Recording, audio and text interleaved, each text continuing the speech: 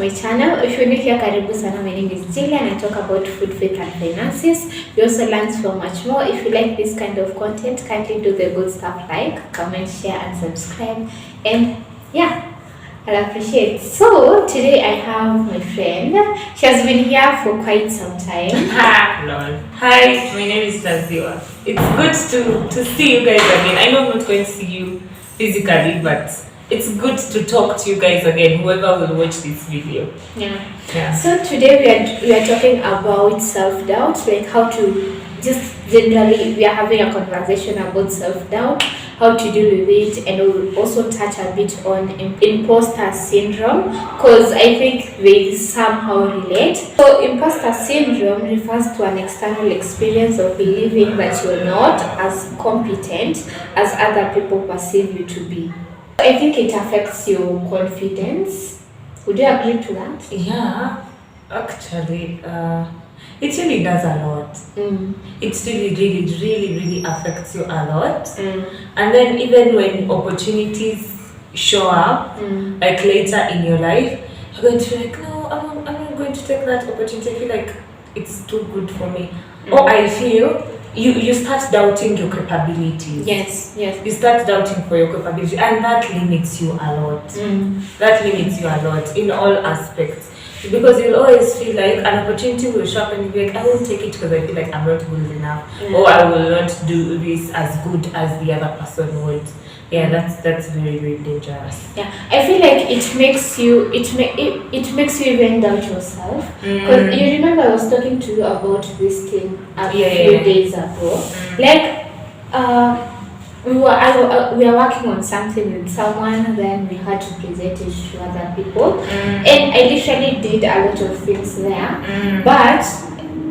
and I really put in so much effort to make it happen.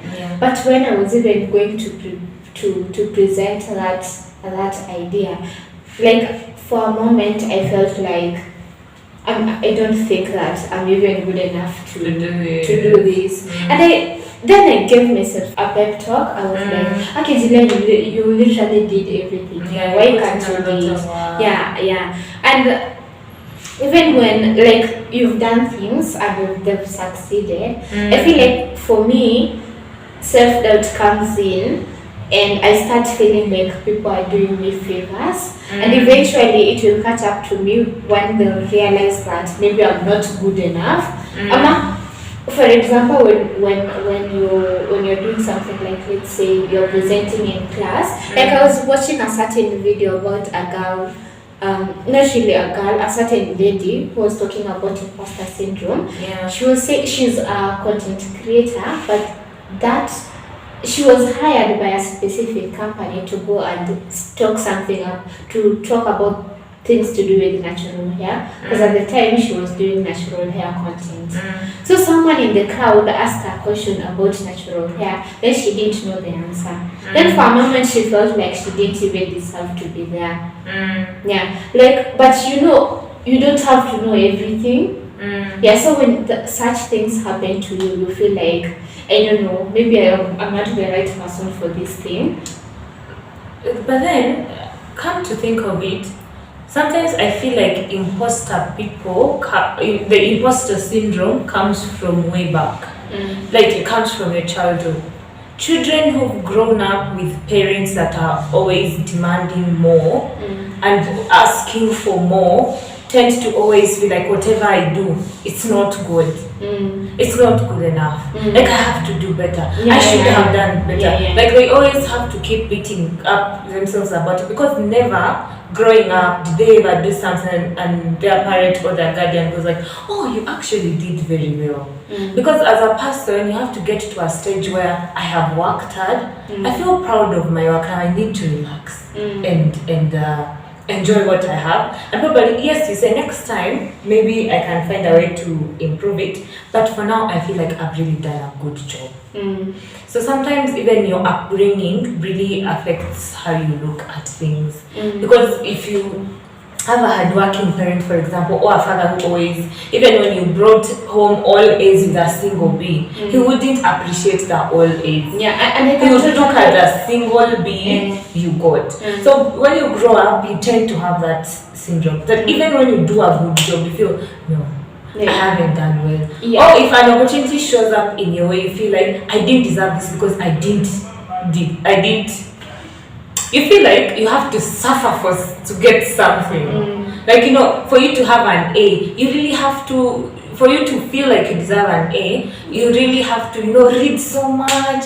You start, I don't know, doing what, taking cups of coffee, like sleep at 1. You don't feel like if I read till 9 and I go to bed and then I woke up and have a normal routine and then I get an A, you feel like I don't deserve it. It doesn't have to be that hard. Yeah. It doesn't have to be. Yeah. Actually, I can totally relate to whatever you're saying. Just like you've said, parents can really bring you down. Not really affect how you turn out in future. Yeah, affect how you turn out. And that makes me, even, we've really worked so hard to be where we are right now. Yeah. And sometimes you forget that we've done so much investments to ourselves that we deserve the opportunities we get.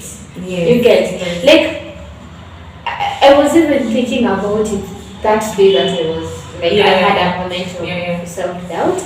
And I'm like we are presenting an idea to a big person who has sound mind. Like they can't just tell you. They can't do you like a favor for when it comes to people's finances. If a businessman wakes up and says, I really like your idea, I want to invest in it, they can't just do a favor that is going to cost them money. You really, really have to deserve it. And then I think when it comes, concerning imposter syndrome, you need to embrace rest.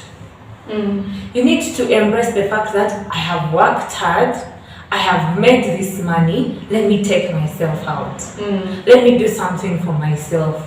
Or I have really worked hard on this project, now that it is done, let me take a small break and enjoy what I've been able to get before I start again. And there are people who always look like they're on a marathon. Like they always want to do this and do that. They're always on the move. You need time to gain your stamina back.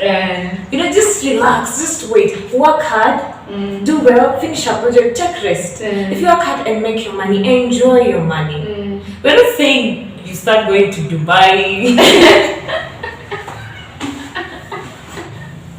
Oh well, if you can afford to go to Dubai, you go. No pressure. If you work hard and you can afford to go for a vacation, oh my God, you go. Let's go. Let me give you an example. They're like these rich people in Chris Kirubi. I don't know if it's Chris Kirubi or Chris Kira. One of them likes cars very much. Like he makes a lot of money and he's not very lavish. Like he's not going to buy designer shoes and wear designer suits and whatever. But because he really likes cars, he feels like I should spoil myself. Let me get myself a car. That doesn't mean that doesn't whatever. Etiache kwanza kununua magari. Not even magari. There are people pesa kidogo, Chanel bags, what? Fenty Beauty makeup, everything is just Fenty Beauty, like for ladies, yeah? Yeah, there, Air Max, what? And it's not wrong. We're not saying it's wrong to do that.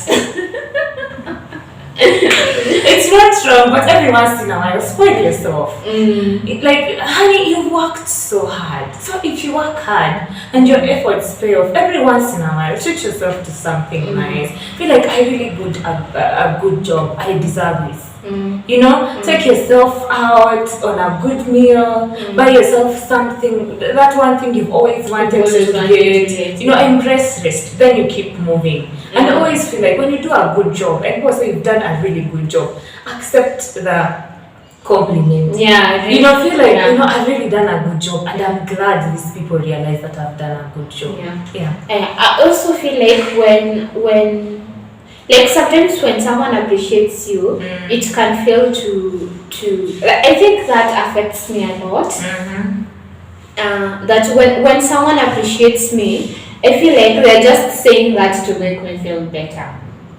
Well, not even that way. Okay, some people do. Yeah, some people do that. So they want a specific reaction from you, or or they are trying to. So I always think when someone appreciates what I do or what I've done, I feel like they always say that to make me feel better or something. Then I forget that I really worked hard to get that credit. It's because like I've told you, it goes back to how you are brought up.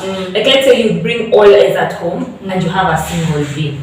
You know, so you're always used to growing up. You are always looking at the one thing you've done wrong, like the one thing you didn't measure up to the expectation, and you forgot that all these good things actually count. So you meet someone else with a different perspective, and they see you have all A's and a single B, and they look at the A's and like, you've actually done very well. But because there's a single B, you feel, no, this person, it doesn't mean what they say. But really they do mean it, because for them they see the all A's and not the single B.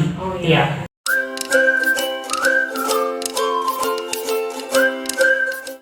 If you want to talk to us, our email is info@exquisite.co.ke, or if you can visit our website at exquisite.co.ke.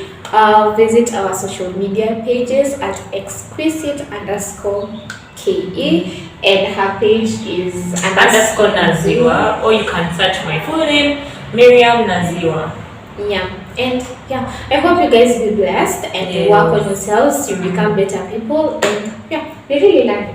Yeah, I really hope the conversations we get to have, we're not just doing this for us, but we really hope it impacts, it really changes you. Like it helps you see life in a different perspective, or like just change you in some way. And or maybe help you if you're going through a phase in your life, or probably you're feeling like the imposter syndrome like we're talking about. We really hope this gets to help you, and we really hope also that God meets you at that particular point.